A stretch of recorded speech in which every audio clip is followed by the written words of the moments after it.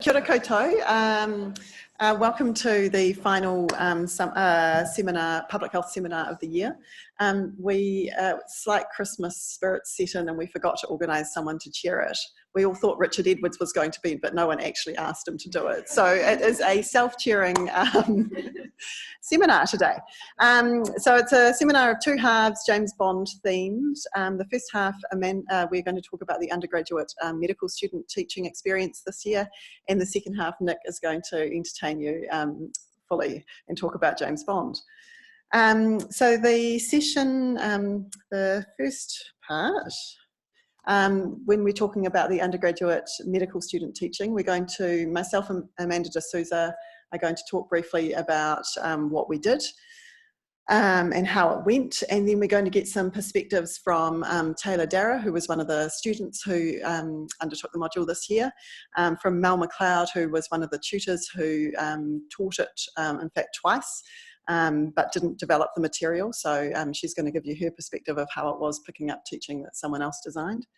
And Tim Barnett, who is one of our guest tutors. Hi, Tim.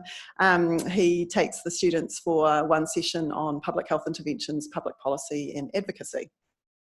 And then hopefully we'll have enough time for questions. So what did we do here? So this year we've implemented the new training, the new module, but this this was the fourth year of a four-year project, which I started in 2016. And it's been a good public health project in that there were multiple stages involved in it. So we did a stock take of current practice, kind of looked at everything we were currently doing, also looked at the other medical schools, what they were doing in public health. We did a big literature review around public health curricula to see what else was out there. We also had to look at specific teaching, not just the overall curriculum design. Did a whole lot of stakeholder engagement as well, interviewed lots of people both within the department and externally. And that final one, we reviewed other public health teaching that we had access to. And sort of as all of those things were done, we came up with a kind of we had to come up with a new set of learning outcomes as well, because it became apparent when I did this review that there were actually 4 different sets of learning outcomes over the 3 campuses for public health.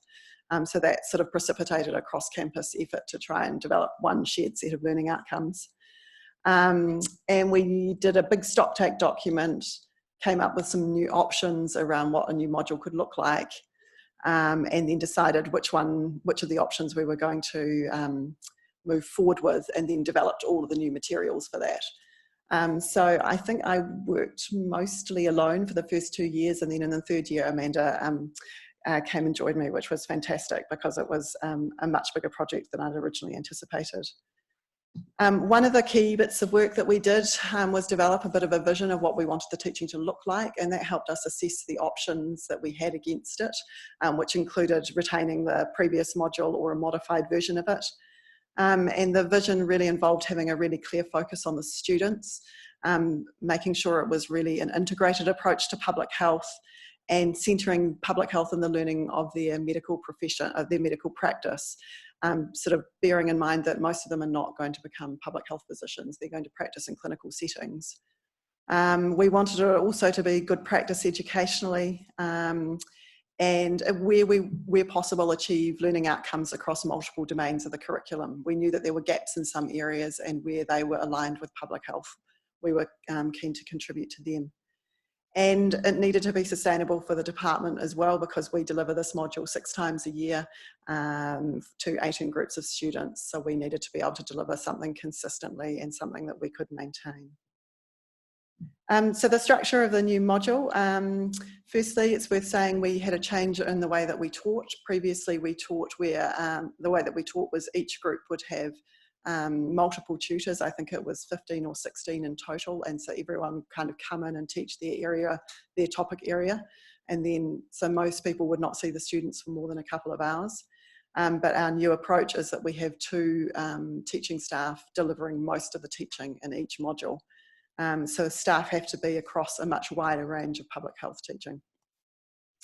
But we start with this idea of cases. either individual level cases or population ones, and the teaching comes out the public health teaching comes out of those cases to try and get students to see how it can be relevant to their clinical practice. We've embedded more of the Haora Māori competencies within the program as well. We now run a joint mihi whakatau with the General Practice and Primary Healthcare Department at the beginning of the 10 weeks, and a Poroporo Ake closing session as well. There's te reo sessions within it. Students are doing a community visit to the city mission, and we're also looking to develop some teaching embedded in that as well.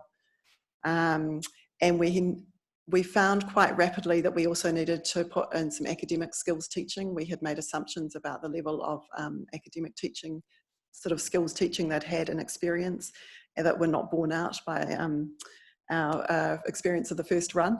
So we've also got how to write an essay, how to do literature searches, how to use Mendeley, that kind of thing embedded within the run. And our assessment, thank you, that's my last slide.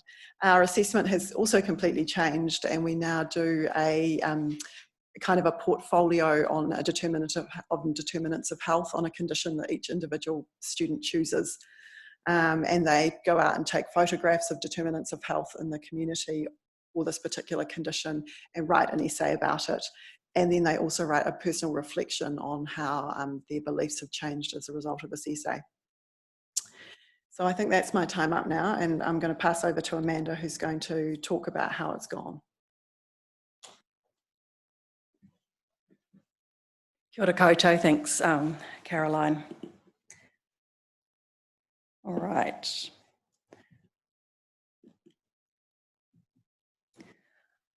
Okay, well, it has been an intense marathon of a year of implementing the new program. This is an image of the first group of students as they were new guinea pigs to the new module.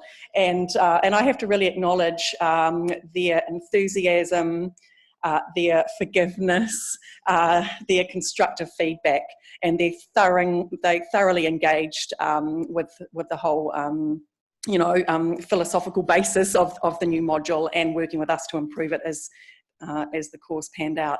We had 22 brand new teaching sessions that we'd developed and were implementing for the first time. Most of them were 3-hour active learning workshops, and some of them were assignment related sessions. This is an image of them in their screening workshop, where they had to align themselves somewhere along an opinion line, depending on how strongly they agreed with the statement that early detection of disease by screening is always beneficial. One of the main outcomes that we wanted to see from the new module is that students would understand the relevance of public health to their clinical practice, knowing that most of them don't go on to be public health physicians. But we wanted to take that further, and that not only did they understand that, but they were motivated and equipped to actually put that into practice somehow in their practice. And so our evaluation involved the online evaluation from the QAU unit from Dunedin, and also focus groups with Tamina during the year, as well as our immediate workshop feedback. But this was the finding for how their future practice was going to change as a result of our teaching. So some of the comments, actually seeing that public health is an inherent part of clinical practice. Before this module, I'd seen public health as a completely separate, boring entity, as ELM lectures, early learning lectures, kind of implied that public health is a separate thing. But now I can see that public health influences all of us in our daily lives and in clinical practice, and is essential. And I just added in that other quote: all med schools in New Zealand should take up this approach to change the mindset about public health. And we didn't pay them to say that. One of the other measures that we looked at, the overall value of the teaching. The teaching was very engaging and thought-provoking without being overloaded. The teaching was amazing. This is an image of the students visiting City Mission. So it's the first time that we've had this placement, and it worked really, really well. So I really acknowledge the effort of City Mission for taking our students. We divided the group into 3, and they took turns really helping in the food bank or doing whatever jobs needed to happen, depending on what was going on at the time. I'm aware that Caroline is timekeeping me, so I'm trying to keep to time. Assignment 1, these are a couple of the images from one of the students who won the New Zealand College of Public Health Medicine Prize for Best Image. And she won that for her image of housing as a determinant of health. And she was also highly commended for her image of the taniwha that's in a local playground in Newtown. Aligning the assessment to the learning outcomes was really important for us, and we got really good feedback that the assessments were a really good learning activity. So I'll just let you read those quotes.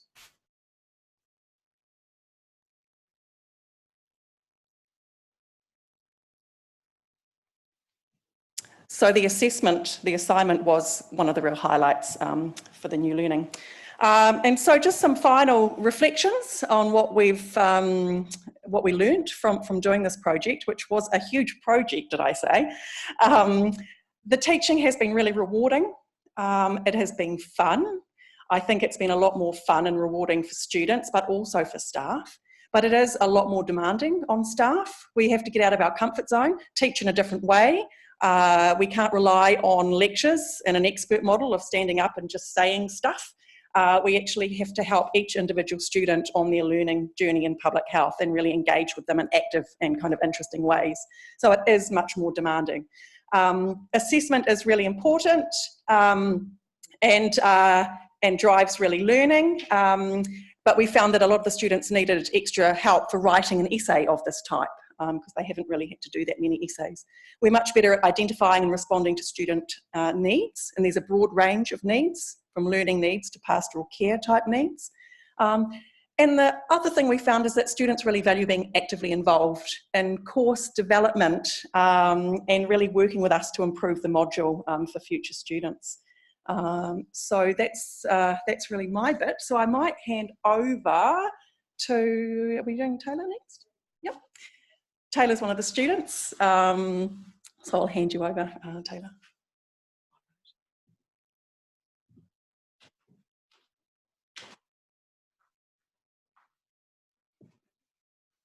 Tēnā koutou katoa ko Ngāti Maru Rawa ko ngā puhi o Kuiwi, ko Taylor Erinadera tōku ingoa. So thank you for the warm welcome. I'm Taylor. I've just finished my 4th year of med school here, and I was really delighted to be invited to have a kōrero with you today about my experiences from a student perspective within the run. I was actually just thinking about our mihi whakatau at the start of the run, where we all went around the circle and shared bits and pieces about ourselves, and I think half of my class was saying, "Hi, my name is blah, and I don't like public health."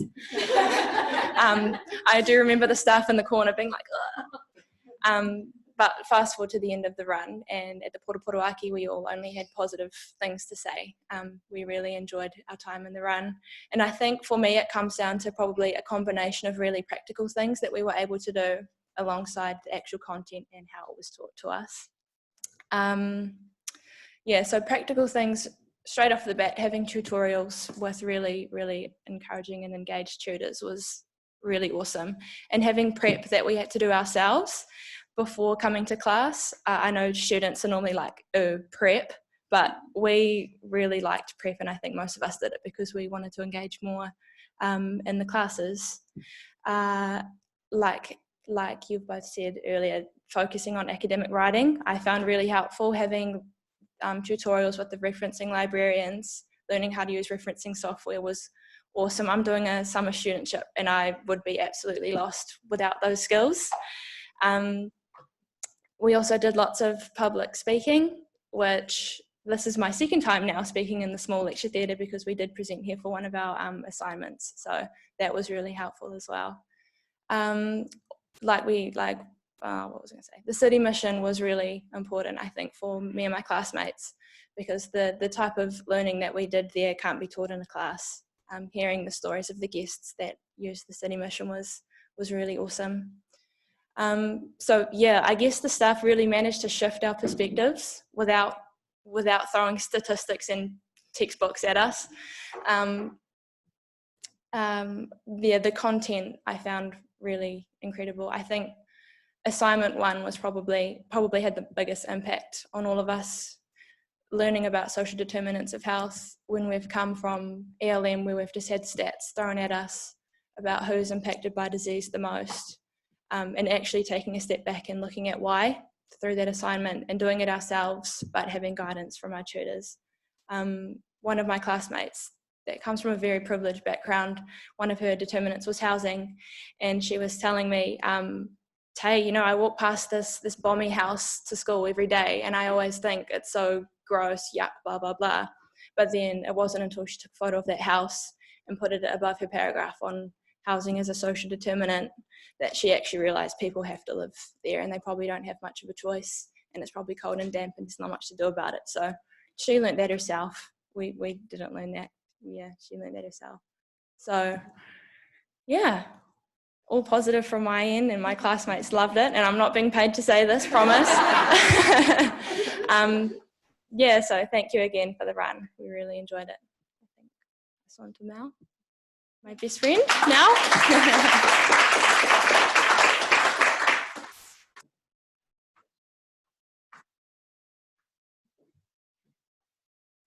Okay, I think it's my job to convince everyone that they should teach on this run. So here goes. I've just got 3 points to make. The first is that it sounds a bit daunting to pick up some teaching that somebody else has developed and run with that for a week.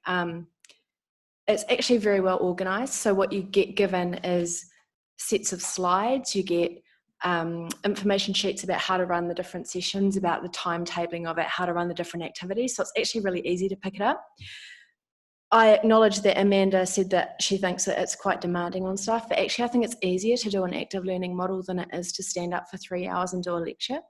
But what that requires is sort of a shift in your thinking about what your role is within the teaching. So for people that feel, I'm not one of these, which is why I say for people that feel like they like to be the expert on a topic, it might be quite difficult to pick up this type of teaching, but I never feel like an expert in anything. So it was quite easy for me because I turned up as what I consider more of an informed facilitator, where I was there to actually engage with discussions with the students. And what I really liked about that is that I felt that the students were properly engaging in those conversations and coming from their different spaces. And it was quite a safe space to do that because I don't sense that they felt intimidated by me, because I certainly didn't expect that I was the expert. So I got to teach some different topics that I hadn't really looked into, which was also a great opportunity. Here goes my sales pitch. A great opportunity for kind of upskilling myself. So one of the things I taught was the Too Much Medicine module, and I really literally hadn't thought about that before. So I found it genuinely really interesting. So I was probably overly enthusiastic during the session because I was genuinely enjoying the conversation about the topic. So it was quite an exciting topic and an exciting run. And I really enjoyed actually getting to know the students a bit and being able to work individually with the students to kind of understand where they were at. And for some people, they were so far down the path of public health, we were sort of discussing the finer details. For other people, we were very much at the beginning of their journey, so it's just small shifts and helping people with sort of their wording or their just sort of initial thinking on smoking and housing as determinants and things. So actually having that relationship with students, I think, was a really positive thing, both for me personally because I enjoyed it, but also hopefully for the students in terms of everybody getting something out of the run, everybody shifting a little bit. The final thing I'm going to say is in terms of moving forward, so to try and make this seem a little bit more balanced, I'm going to say something that I think we could do better, just so it doesn't seem like this was a setup. I really liked that we had sort of active engagement in terms of reflection for each of the sessions, and that the students got to give a lot of feedback. I did, however, find by the end of the second run that the students were starting to turn into just picking on stuff for the sake of it. And so I think we need to sort of tone down the feedback a little bit. Like big things I would respond to at the time and kind of change around, you know, the ways that they like to do activities. But when you are asking for so much feedback, they start looking for faults where I'm not sure that there were necessarily faults or requirements for big changes. And that was only one of the groups, and that might be a sort of a dynamic of the group factor rather than a general finding. But I think feedback's important. I think the students appreciated it, and I think we're really responsive to that feedback. But I think we should kind of wheel it wheel it back a little bit now that we've done the like full evaluation year, so that we're actually responding to real issues rather than kind of people just saying there are problems for the sake of it. And that's it. So welcome, new teachers. Thank you, Mel. And I'd like to introduce Tim Barnett. We're extremely lucky to have Tim contribute to our teaching this year. Tim is currently the Chief Executive of FinCap, which is an NGO umbrella organisation for all the budget services, city missions, organisations like that, that work with families at the front line. Tim also does really highly regarded advocacy training for NGOs, and he's a former MP and just brings an enormous wealth of experience. So, yeah, welcome, Tim. 4 minutes to cover 5 points. I'm going to start talking before I even get here. Kia ora koutou, ko Tim Barnett tōku ingoa. Yeah, I had 5 points to make. The first is that politicians always like to think they leave a legacy, but you often have to work at it for a lifetime. If you're a former MP, you get a badge, and the badge actually has former written down the side, which really does rub it in. When you've already come out to your parents as gay, and then you have to come out to them as having helped to engineer the decriminalisation of sex work, you can imagine how that can really scare somebody from a good God-fearing Anglican from Middle England. And then when I go to my former electorate, there was Christchurch Central. I think there were 2 plaques in the school, in the supermarket, and that's the visual impact. So forget all that, because that's not important. But I think the legacy is about actually imparting some of the skills and insights to the next generation.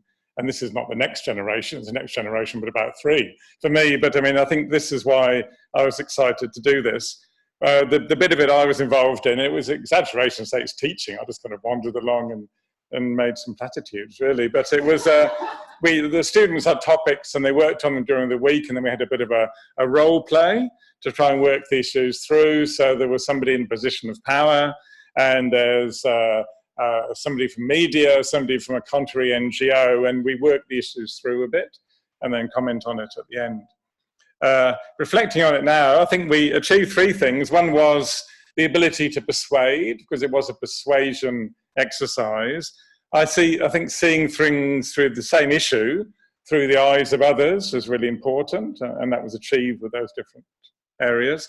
Thirdly, being able to analyse a problem and generating a solution, and there was a really high level of imagination. The thing we didn't manage to the last session, and this is where I bring in the themes, the last session was where we used the golden gun, and we had a For Your Eyes Only session where we went to the Rainbow Room in Parliament, and the Rainbow Room is the only one in the world in the Parliament. It's a place where, just like the Women MPs room and there are other rooms there, this is a room to mark the fact that 17 of us in the last 160 years of Parliament have come out as lesbian or gay. And it's a place where our pictures are up. And importantly, there's the legislation, the 5 pieces of legislation passed by Parliament, which actually helped in their liberation of our community. So I think that was a place where we did the nearest to do the 4th thing, which is learning how change happens. And that's quite important. So rather than a theoretical exercise alone, we're actually in the institution that through activity in the community and working with politicians created change. So I thought that did well. And because that kind of legislation gets people really wound up, the sky didn't fall, Skyfall. Some of you are young enough to remember Skyfall. The sky didn't fall and we carry on. My 4th point was just reflecting on the students, all incredibly young, healthy, liberal, keen, really good focus on, I thought, race and sexuality and presentations. It was really encouraging to see that. And my last point, which is very contemporary, the British election results are just coming out at the moment. Majority of 86 for the Conservatives is a likely outcome. And it's interesting to reflect, a lot of this exercise is about our traditional political systems and how to persuade those in power to do things differently. But that model means that somebody like Boris Johnson, who in one of the most hilarious moments in any campaigning, refused to look at a picture this week of a young person sleep in a hospital on a whole pile of coats and actually stole the reporter's phone and put it in his pocket, which is about denial of public health realities, if anything was. So maybe we had to reflect this shouldn't just be about trying to work in the traditional political paradigms, but actually it's also about establishing new movements and new ways of actually getting change. So it was a great experience through the 6 sessions we ran. I'm really honoured to be part of it. Thank you.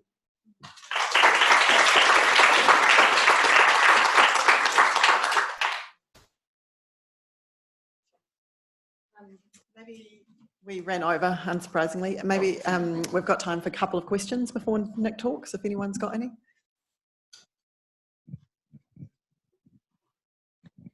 Thanks for wonderful and inspiring presentation, and congratulations on all your great work and how well you've done. Can you identify what is good practice in relation to student participation in the active learning? Like how did you promote doing your prep before tutorials is basically what I'm trying to say. This is a very good question. We refuse to discuss the content. We don't, if they haven't done it, that's just too bad. So we don't do the prep in the session. If they haven't done it, they just have to deal with that, essentially. Some of them... And they stay in the session? Yep, yeah. Some of the prep is stuff that we explicitly say to them, we're not covering in the session, but you need to know for your exam. And that's quite clearly identified. Some sessions I think we need to work on to reduce the amount of prep and make it a little bit more targeted. I don't think we've got all the answers, but it's a work in progress. And I think the other thing that's really important is to know what other assessments they've got going on, which aren't our assessments, because that really impacts on whether they've got time to prep or not. And you just have to accept that sometimes it's just not going to happen because they've had another massive assessment and you couldn't predict that. Thank you. I'd really got a comment, and I just wanted to congratulate you and just say why that congratulation's so well earned. So it's not just the way that you've gone about. So Caroline and Amanda I'm thinking of in particular, but obviously there's a wider group of people involved as well. But the way you've gone about it and the diligence and the care that you've put into the developing this new curriculum and implementing it has been absolutely exemplary. I think it's a really, teaching public health to medical students, and particularly clinical medical students, is a great challenge. And I've been involved with that in 25 years. And I've been in numerous meetings where we've sort of ruminated over how the hell can we get this to be clinically relevant and to work and be effective and so on. And we find it really difficult to crack it. So the fact that you have cracked it so well is an incredible achievement. And I think a couple of the reasons for that is, one is the low expectations, which I think Taylor's comments about people saying, oh, I'm here and I don't like public health. I remember teaching public health in Newcastle, and we tried quite hard as well to think of innovative ways of teaching, and I think we had some success, but the commonest feedback we got from the medical students was, well, it wasn't as bad as I thought it was going to be, which we thought was quite a compliment. But it just shows how the low expectations, which are generated within the student body, and it's very difficult to fight against. So I think to turn that around in the way that you've done is absolutely quite remarkable. So I'd just like to thank you from the department and for your achievement. And I think it's one that really should be recognised. You've done it incredibly well. Thank you.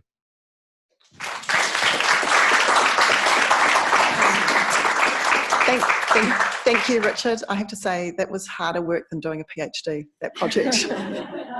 I wanted to say as well, it's going to be a little bit different next year because the expectations might have changed. So. Okay, now for something rather different.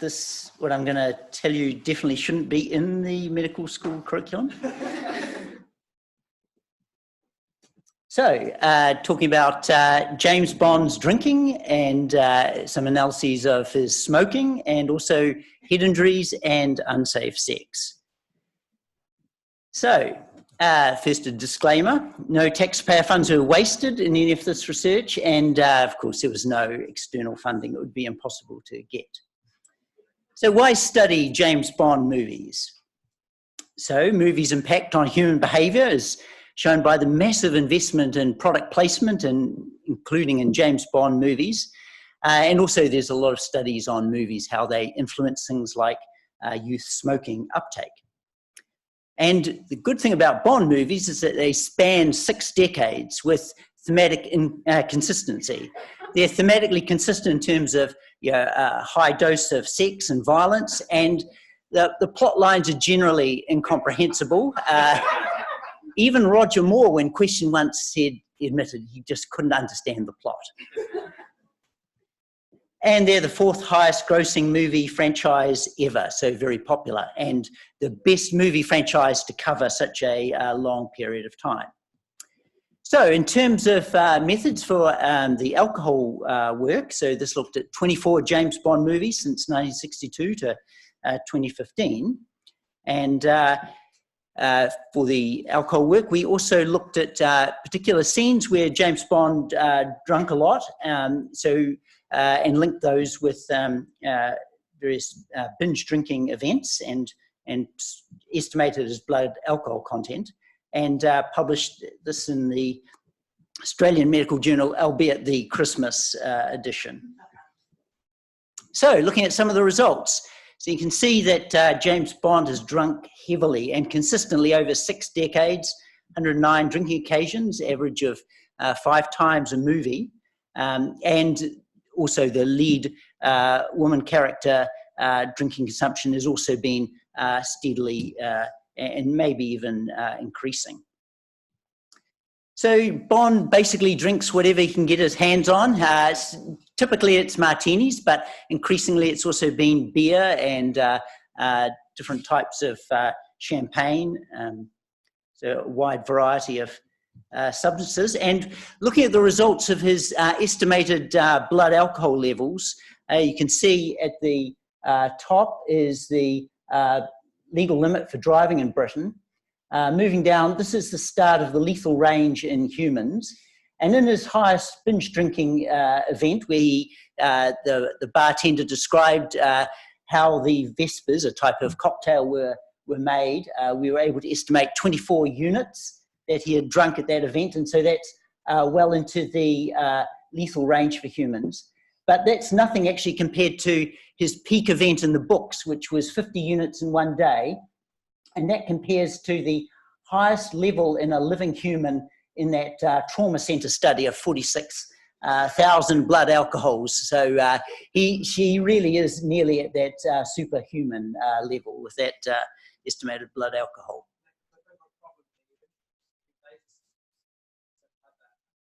So thanks. You're right, Simon, the books, yes. So there was a psychiatrist in our team, and we worked on classifying Bond's drinking behaviour by DSM-5 criteria for alcohol use disorder, and he clearly meets 6 out of 11 criteria, possibly 4 others, so he really does seem to fit the severe alcohol use disorder criteria. And in fact, one time he was identified, he had some liver scans and they reported indicating damage, and they were able to confirm that it was Bond being scanned. And he was asked once by a clinician who asked about his alcohol, and he did admit to drinking too much. And MI6 report, his employer did actually report also that alcohol and substance addiction were indicated, and he has regular workplace drinking, so quite a few criteria met there. And he does quite a lot of risk-taking after drinking, particularly, I mean, normally sex after drinking is not a big problem, but because of knives in the bed and guns under the pillow, it's not a good thing, really, and particularly with enemies. Fights after alcohol, and using complex machinery and devices, driving vehicles, often pretty fast with no seatbelt, extreme athletic performance, and also contact with a wide range of dangerous animals, including Komodo dragons, tarantulas, and a scorpion. And in the top photo, that's actually Bond about to destroy a nuclear reactor, and that was after heavy drinking, so that's not good. And toying with guns after consuming a large amount of alcohol is also suboptimal.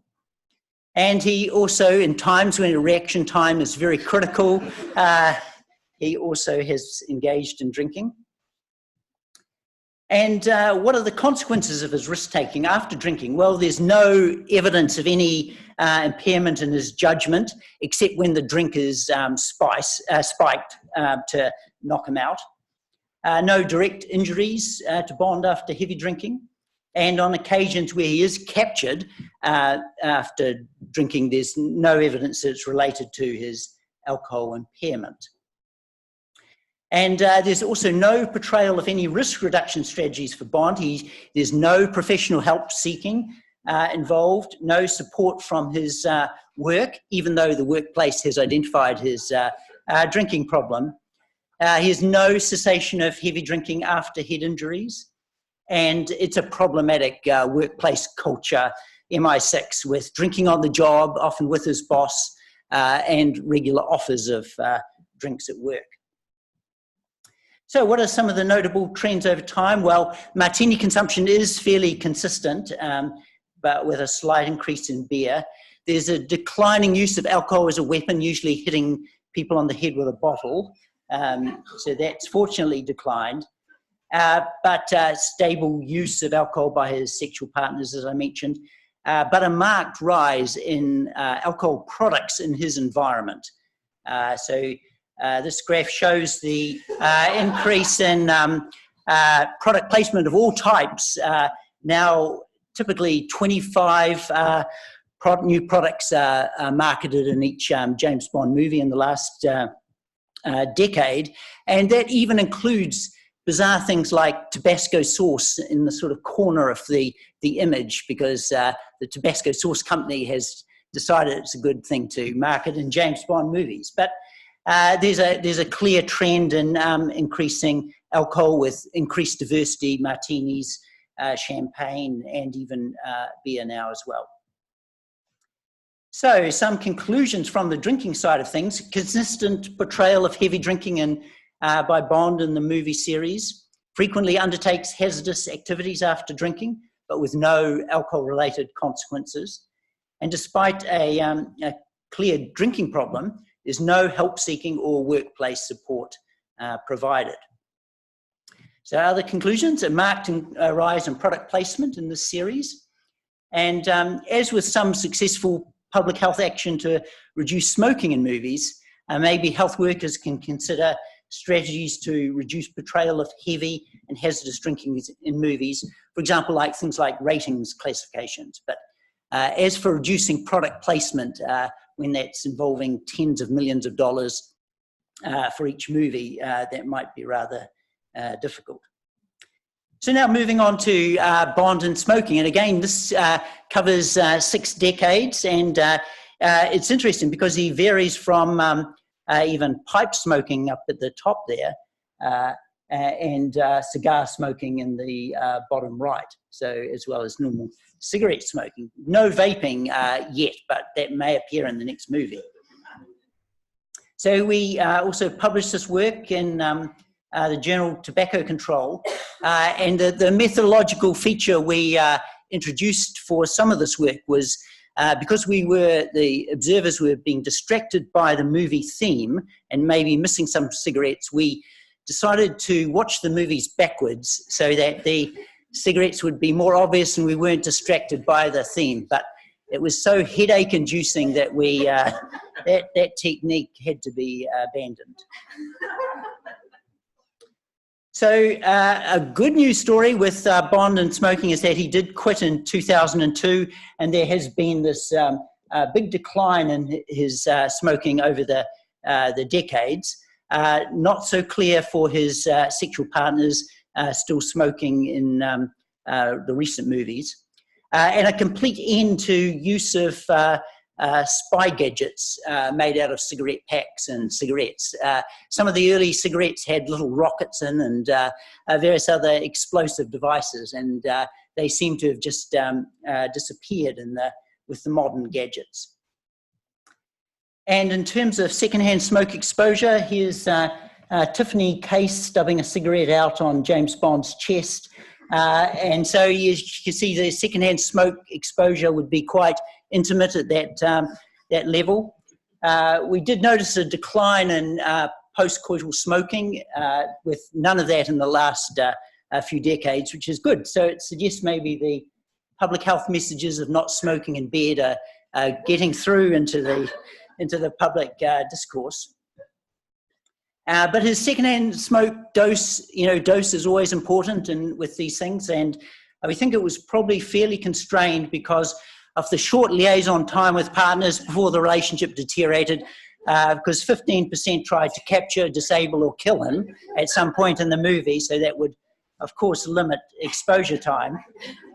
And the very high mortality of his sexual partners at 28%, by the end of the movie. So again, often it was fairly brief contacts. A surprise in terms of pro-health messaging was that actually as early as 1967, there was some discussion around smoking being hazardous. A villain saying to Bond in 1967, you should give up smoking. Cigarettes are very bad for your chest. It won't be the nicotine that kills you, Mr. Bond.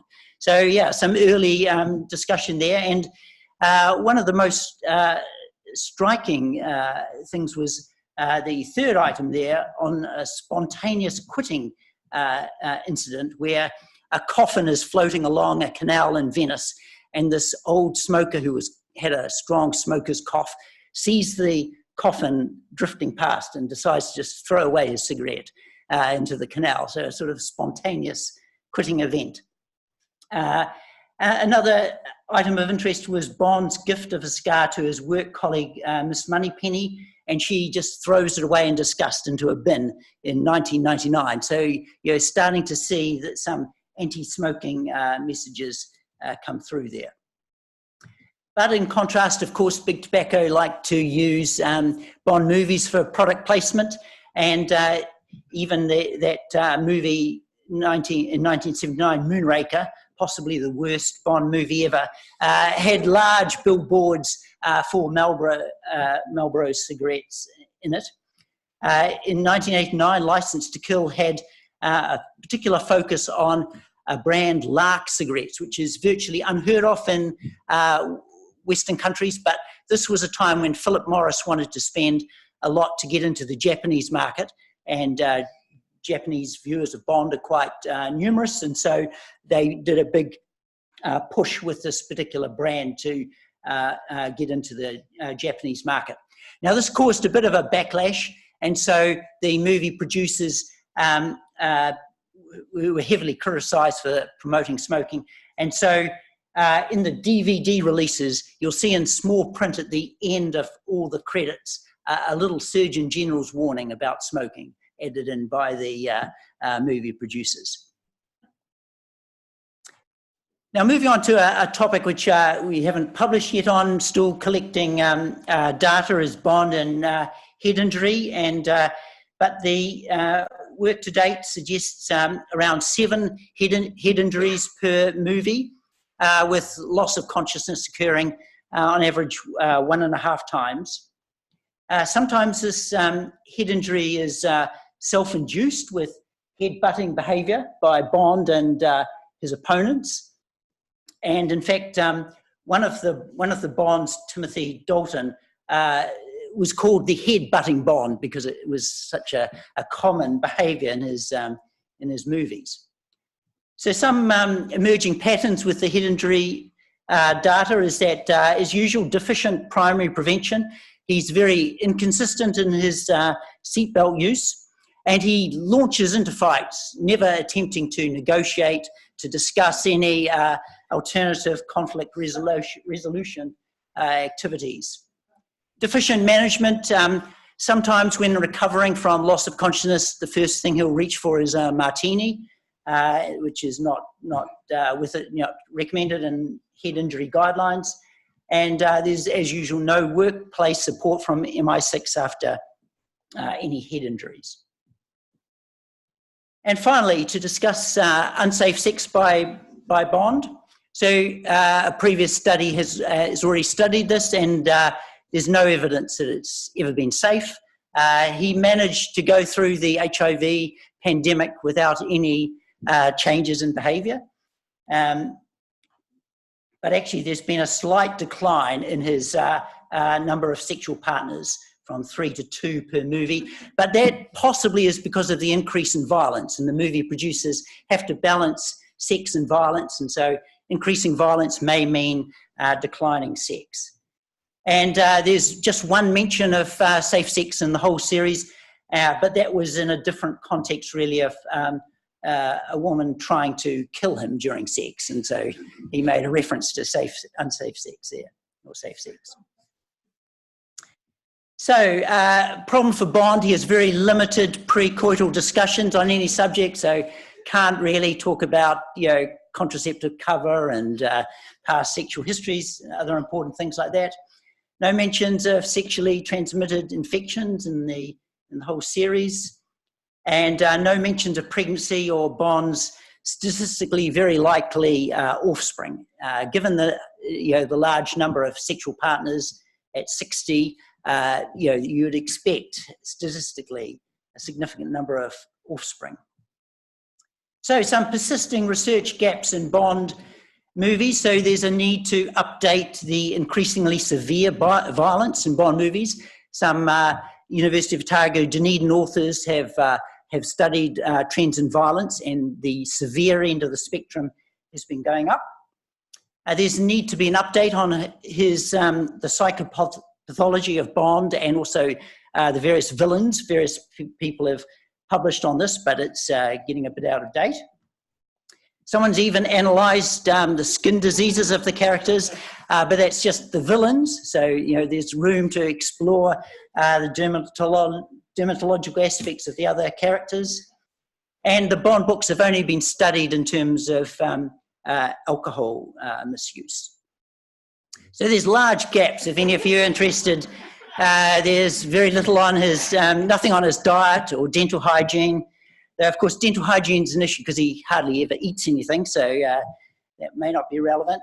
Respiratory and hand hygiene, sleep hygiene, his destruction of public transport, I think, is of public health interest, and also his carbon footprint. Though the good news is that I think in the next movie, he has a $250,000 electric car. So his carbon footprint may be on a positive trajectory, though that has to be balanced by nearly running over every cyclist he comes across, and destruction of buses and trains.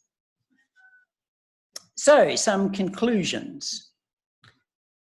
Bond has a chronic heavy alcohol use problem, and DSM-5 alcohol use disorder. He has quit smoking, but still getting exposed to secondhand smoke from his partners.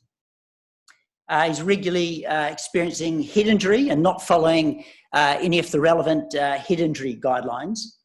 And I note a recent study showing that head injury is related to impotence in American football players. So this should be of concern for Bond.